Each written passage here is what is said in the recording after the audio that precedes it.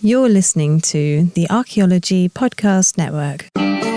You're listening to the Great Plains Archaeology Podcast. Join me as we uncover the rich histories of North America's Great Plains, exploring the latest archaeological discoveries and past cultures that shape this storied region. Welcome to the podcast.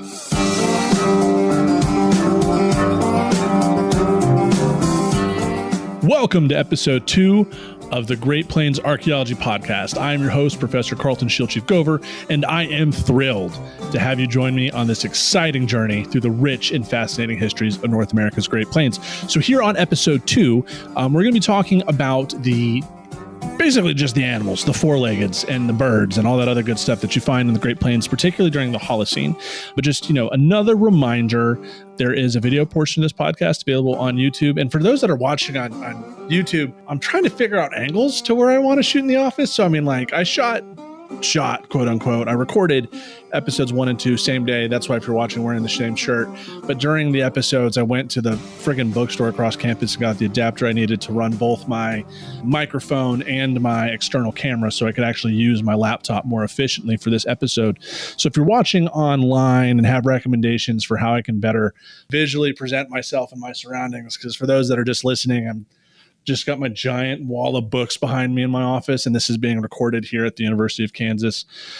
So yeah, happy to get your thoughts and suggestions. Contact information is at the end of the episode, as end of each show. So hit me up on Instagram or send me an email. I want to hear from you guys as to how I can make this show better, both in terms of content, audio, and visual as well. And I will do my best, because I know Chris and Rachel probably got a little aggravated in the last episode. They're the ones that edit this podcast that I kept moving away from my microphone. So now that I'm doing this new podcast, right, for those that might remember Ruins, that was more of a static environment where I was interacting with the guest, but now it's just me dropping quote unquote knowledge. So I'm a little bit more animated with this show. But without further ado, so let's get into the kind of fauna that are on the Great Plains that are setting the tone here for how people are sustaining themselves on the plains, right? So like I mentioned in the last episode, these first 2 or 3 are really going to be focused on big picture of the Great Plains region. What's the environment like? What's the vegetation like? What kind of animals are available? And then how are archaeological sites in the history of the Great Plains, how are they classified? How are they divided? So as we move forward in the show, when we start talking about topics to individual sites in relation to the rest of the region or the rest of the time period, these episodes up front, they provide the necessary background that give you a frame of reference that you can go back to get that. Because within a 30-minute episode, there's only so much we can really get into the nitty-gritty. So last time on episode 1, we talked about the Great Plains region as a whole, how it's divided, the 5 subregions, what kind of vegetation we can expect, where the raw stone material sources, where are those found? We need to get into what kind of animals are available on the Great Plains. And there's probably one that you're already thinking of.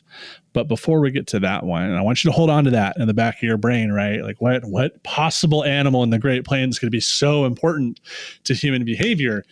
And that deserves its own, probably the other half of this episode will be dedicated to that. Sorry, I just took a big sip of Pepsi Zero. It's Thursday. It's a work day. It's not necessarily a work day. It's still summer vacation here. But yeah, here we go, everybody. So what lives on the Great Plains, right? So the Great Plains, as a refresher, stretches from southern Canada, Alberta, Saskatchewan, Manitoba, down to southwestern Texas. And we do have a diversity of flora and fauna, right? So one, we do have, in terms of sustenance, what are people subsisting on? There's a wide variety of ground nuts, but also prairie turnips. There are grasses and tubers and tree nuts that people are throughout time intensively procuring, right? So it's not just meat on the plains, but there's a decent amount of ground nuts and especially prairie turnips. But in terms of what other animals do we got, there's a wide variety, right? So there's a fantastic book, and it's called The American Serengeti, The Last Big Animals of the Great Plains. And it talks about what happened to the 6 major species of the Great Plains. in the 19th century, but also contextualizes it through the Ice Age. And one of the coolest parts about that book is how it compares Great Plains fauna to the African Serengeti, right? So that's the name of the book, American Serengeti, that the United States and Canadian Great Plains region had as much biodiversity of fauna as the African Serengeti, right? So it had the same kinds of animals the African Serengeti does today. So like this really was an incredibly rich environment. And the name of that book is American Serengeti, The Last Big Animals of the Great Plains. And it's written by Dan Flores. Came out in 2017. I will put a link to that in the show notes. And as always, like our major sources, especially for this section, we're turning back to Dr. Douglas Bamforth's book, The Archaeology of the North American Great Plains. This is it, right? This is our major source. And of course, that will always remain in the show notes, are my major sources for this show. And Doug's book will continue to come up. I'm not making any money off of promoting his book. I really do think this is a phenomenal resource. So if Doug ever hears this show, thank you for putting up with my nonsense since 2018. But he's not giving me any per diem, and I got to get on to content. So what other animals we got? We got snapping turtles, two different kinds of rabbits. We both have cottontails, but also jackrabbits. We don't have, snowshoe hares. Those are going to be in an alpine environment, not necessarily the Great Plains. Prairie dogs are another huge resource, antelope and deer. So we think of some of these herbivores. I'm pretty sure snapping turtle. Well, I don't know what snapping turtles are. They eat fish, so they're not herbivores. When we think about like large herbivores, antelope are a pretty big resource, as well as deer. Now, my understanding of deer is mule deer are a Great Plains and Rocky Mountain species. White-tailed deer, which do exist in the Great Plains today, I do believe, and I have no sources for this, so if I am wrong, someone email me or tell me I'm an idiot on Instagram.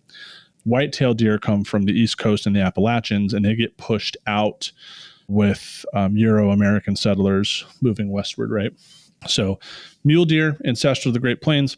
In terms of birds, right, you get the different kinds of eagles, but people aren't necessarily eating those. Eagles, hawks, bald eagles, golden eagles, falcons, these are pretty common. But another huge one are sandhill cranes. So sandhill cranes, aka T-bones in the sky, are a massive resource. And there's a huge sandhill crane migration through the central U.S. airway. They cover the sky. They are their migration is a phenomenal event that for those that love birding or those that love nature should try to plan a time sometime during their life to make a trip out to the Great Plains and see that migration. It's incredible. There's the Sandhill Crane Trust in Nebraska, which is operated by like the World Crane Trust. Heather Hansen, who is the daughter of Jim Henson, the guy who played Kermit the Frog and was a famous puppeteer. That's his daughter, and she runs it. It's an incredible spot. Other than the birds, in terms of predators, we get we get wolves. So we get gray wolves. Yes, we get the American gray wolf. We also get coyotes. Wolves, coyotes. Coyotes actually were originally named prairie wolves. And that term coyote actually comes from a Nawa word, coyote or something like that. Devin Pettigrew, I think we talked about it on our Life and Runs at one point. But they were, colloquially termed prairie wolves up until the Southwest and the Spanish speakers introduced coyote or coyote. But we also get grizzly bears. Grizzly bears, I do know this. Grizzly bears are actually a Great Plains animal. Like those giant little claws they got. Giant little claws, that's an oxymoron. Those giant knives they have for claws are meant for burrowing into the Great Plains, like to dig up the ground and the grasses and to burrow. They are a Great Plains predator, and they get pushed into the mountains during Euro-American westward expansion, right? So like the deer getting pushed out of the Appalachians, at least the deer got pushed out, whitetails got pushed out, elk just got annihilated out there. Grizzly bears become more of a mountain kind of bear as, in the 18th and 19th centuries, they're getting either hunted to extinction in their areas or pushed into the mountains. And these animals, right, are resources to indigenous people and even, colonizers. And that's why it needs to be noted, right? Like these will come up, like the different aspects of these animals in terms of, are they being used as a resource to sustain populations, or are parts of their bodies being utilized in economy, right? So like bear claws, we'll talk about those later, eagle feathers, even some hunting strategies, like when it comes to the utilization of like wolf parts for hunting purposes. So that's clearly not all of the animals. And this is very specific to the Holocene, right? The Holocene is this period after the end of the last ice age, 13,000 years ago, up until today. I know people have been arguing for something called the Anthropocene, but last I checked, like, people use it, but I think geologists decided it wasn't an actual thing. Like the basis for it hasn't materialized. I'm not sure how geologists determine these epochs. I'm not sure. Not a geologist. So we'll have to ask your geology friend. But throughout these 5 regions of the Great Plains, I know there's different ecosystems, but these are the primary animals that reside within the Great Plains. When we think of Great Plains, wolves, bears, coyotes, especially deer, there's elk in the northern plains along the Missouri River. And then there's one animal in particular that the Great Plains is absolutely famous for. And so we're going to dive into the importance of the North American bison here on the back half of this episode. So stay tuned after these messages. And welcome back to episode 2 of the Great Plains Archaeology Podcast. It's still me, Professor Carlton Shield Chief Gover, and we're going to talk about bison in this second half. Why bison are important to the Great Plains, both now and in the past. So the first half of this was a lot of rambling and just like, here's all the animals that we have. Bison need a little bit more background to them. So the North American bison, they're commonly known as buffalo. They're not actually buffalo. Like buffalo are their own very specific thing. North American bison, these are very much a Great Plains animal. Now, there are woodland bison. There were woodland bison, but realistically, they were like meadow bison in the woods. They would like run between meadows. But the Great Plains bison, that is like the literal bread and butter of North American Great Plains Indigenous societies, diets. Like the bison are king in terms of subsistence resources. There's another, we'll talk about a queen later, but definitely in terms of meat, it is bison. Now, bison are important for a couple things, right? So we discussed in episode 1 about the seasonality of the Great Plains, that we have seasons in this region. We have a summer, winter, spring, fall, all that jazz. Now, in the wintertime, bison are in small herds. They can be concentrated though, but there's 2 different kinds of herds. You have bachelor herds, which are just all male bison. And then you have nursery herds, which are cows and their calves. So they separate. You have the bachelor herds, you have the cow-calf herds. Now, during the winter time, there is poor forage, especially in the Western Plains, right? The Western Plains, which is a little bit more arid, a little bit more drier. Bison, by and large, regardless if they're in the Southern Plains, Central Plains, or Northern Plains, they migrate to the east, closer to the Missouri River, right? Because in the eastern part of the Great Plains, that's where a tall grass prairie is. You see how we're connecting the dots now? So there's much more abundance of flora. So as the winter die-off starts occurring, there's more forage in the east than is the west. It's not great forage, but there's more of it. And during this time, we do get winter kill, where there are bison that basically starve to death. As we get towards the spring, that's when we start getting calving season. That's when the pregnant cows start birthing baby bison. So this coincides with spring grasses beginning to grow, which is important because as grass is growing, they are more nutrient rich. So as grasses are coming back and reestablishing themselves after the wintertime, when they are in their prime, that's when bison are having their calves. And calves not only have the mother's milk, but they also have access to much more nutrient rich grasses to graze on to help them grow, right? It's not random. As we get to the summer, right? So in the wintertime, we have our bachelor and cow herds. They're separate, and small herds. The calves are starting to get born in the spring. Towards the summer, we get the bachelor and these nursery herds. They begin to coalesce, and they're moving to the west. So they're migrating west towards the short grass prairie steppe. These small herds being coalescing into massive herds for the summer rut. So this is when mating between bison is occurring, right? So in these larger herds, and this is when the rut is taking place. This is when mating's taking place. And the thing with bison rut is male bison go hard in the paint, as the famous poet Waka Flocka Flame would say.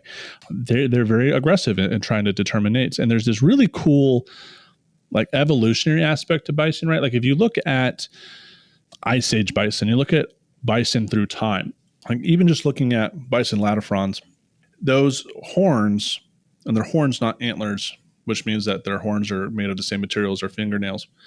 They look like longhorn cattle horns, where they're basically just jutting straight out. And if you look at the way that bison, like male bison, duke it out over mates, right, there's a lot of head action in which they're bashing into each other. And, evolutionary speaking, you can see those giant jutting out horns goring other bison and killing bison. And over time, as you look at skeletons and the heads of bison, you can see the horns not only getting smaller, but more curved up.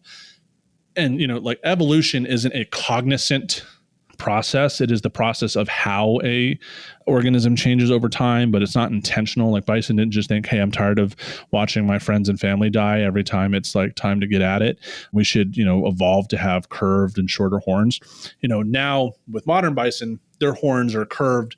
They point straight up. It is much more difficult to kill other male bison during the rut. So there's this evolutionary aspect to bison mating, that their horns have changed over time to reduce the risk of serious injury during the rut, right? So I think that's just absolutely fascinating. And with that, as the rut is complete and as autumn starts to come on, bison begin to migrate back out east. Now, there is a little bit of like circularity to this migration. They don't just follow the same path. Like there is a circuit that bison take in their migratory paths. Dr. Casey Carlson from Augustana has done really good research on that, and I will find that that paper and put it down below in terms of bison seasonality. So bison are generally going to the Missouri River, to the Rocky Mountains. Like that's kind of their path, right? So, which coincides with the seasons of the Great Plains. They get up to the summer for rut, they coalesce in these massive herds.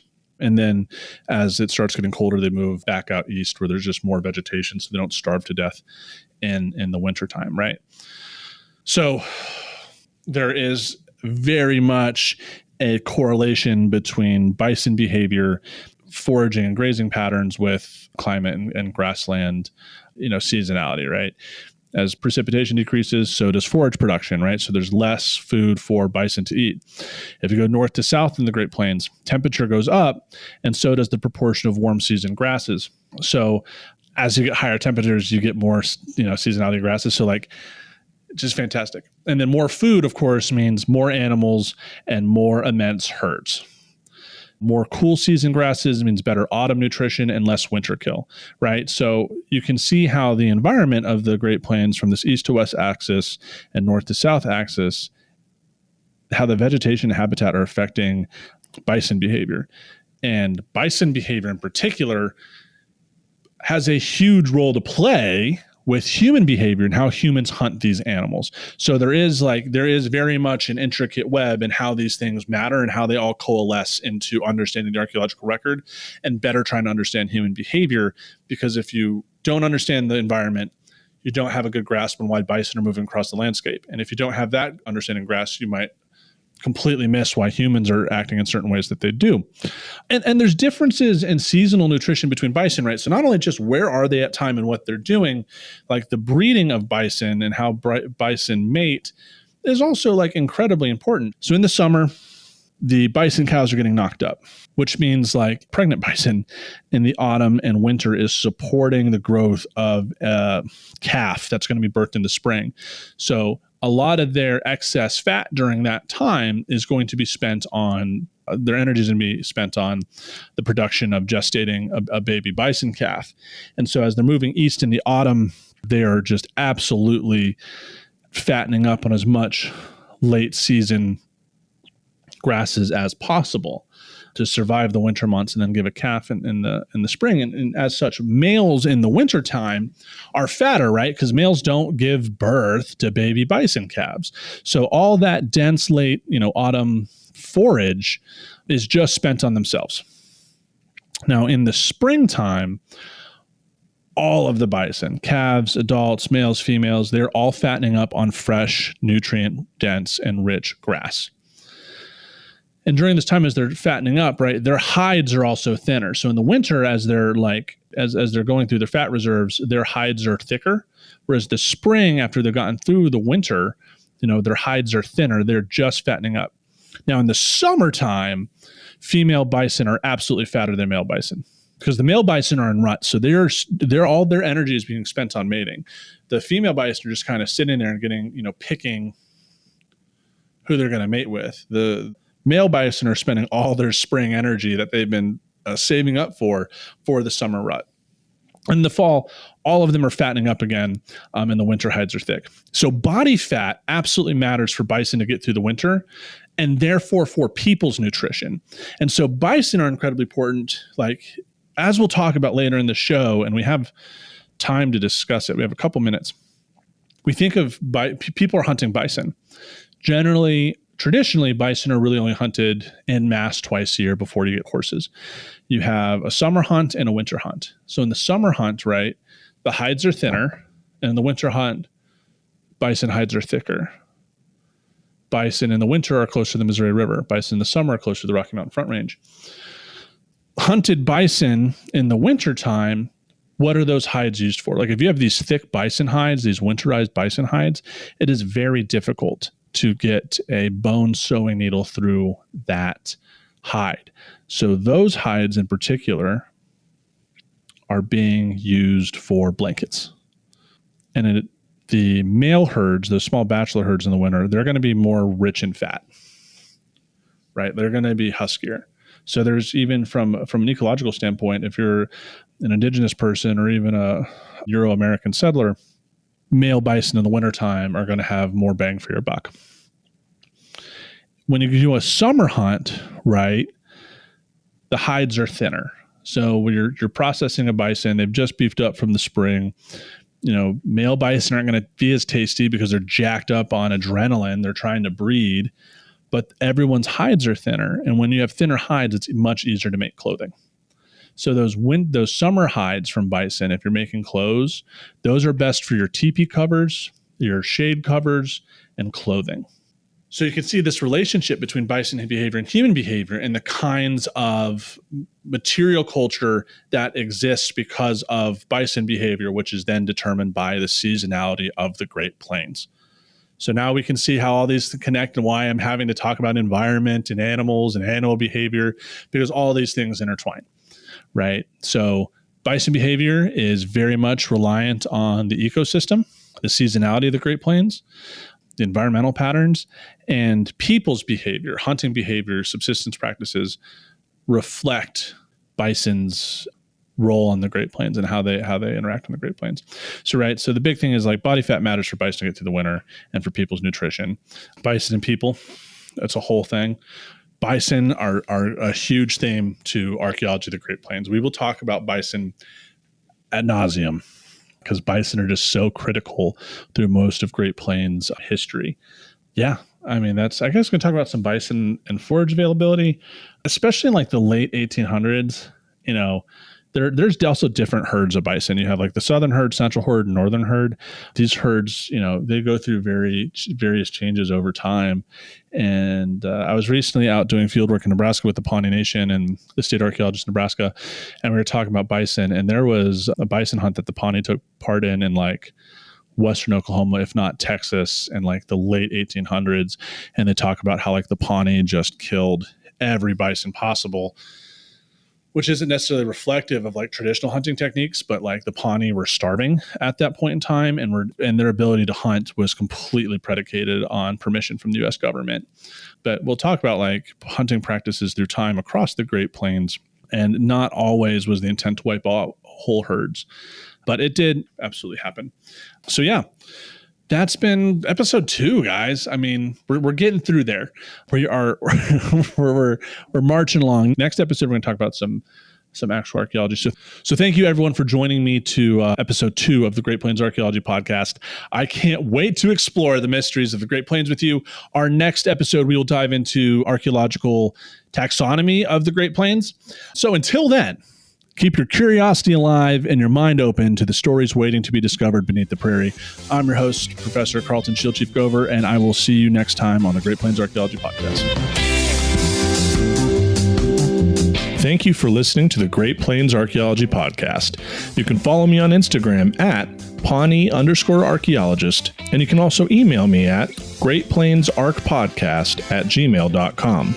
And remember, anybody can love the mountains, but it takes a soul to love the prairie. American author Willa Cather.